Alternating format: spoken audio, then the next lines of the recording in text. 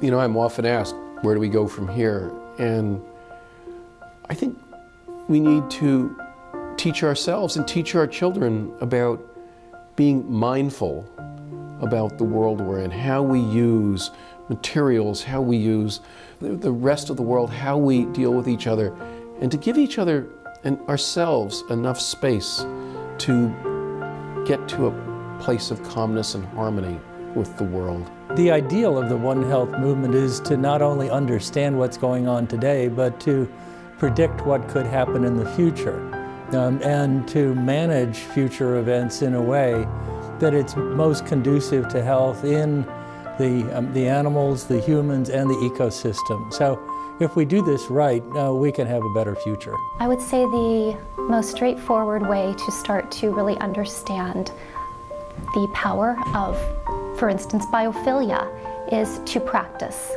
And that practice, that skill of connecting with nature needs to be nurtured. So wherever someone's at, spend more time in that place in nature, be it a city or a retreat or a vacation setting. Spend more time in nature. I would say invite all of the senses to participate in that experience so that there starts to be a certain sensitivity and a certain mindfulness to how the body is being affected. And then once you start to understand how the body relates to space, then there's less of a tendency to be in these mechanical and sealed up, closed down environments. You expect more, and you know that your body feels more alive when you're in those settings. We've come quite a long way in Pittsburgh. We went through our first and second Renaissance, but I don't think we're quite where we want to be yet.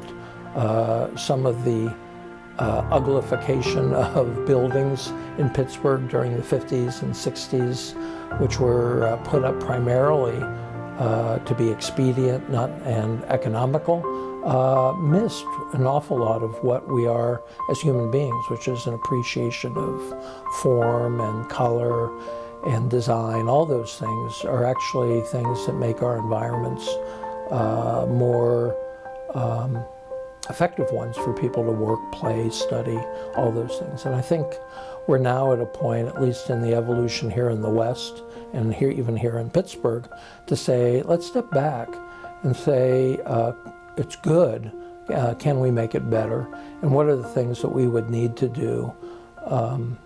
Obviously not with infinite sums of money, but with the resources within our reach to make this a better environment. In this day and age, you can become very, very pessimistic about the future. You can be very upset about, you know, melting ice caps and species extinction and things like that. But on the other hand, you have to look at the positive and see what we can do to reverse things. We could look at lifestyles as a problem, but that problem really goes back to being disconnected from nature. And as long as we're disconnected from nature, it's going to be very hard for us to change the way we live. And it's going to be very hard to recognize that we're having an impact on the environment and having an impact on other species that we share this planet with. So by focusing on reconnecting ourselves to nature, it's going to allow us to make the lifestyle changes that are going to make it possible for us to have a better relationship with the other species on the planet and the environment in general.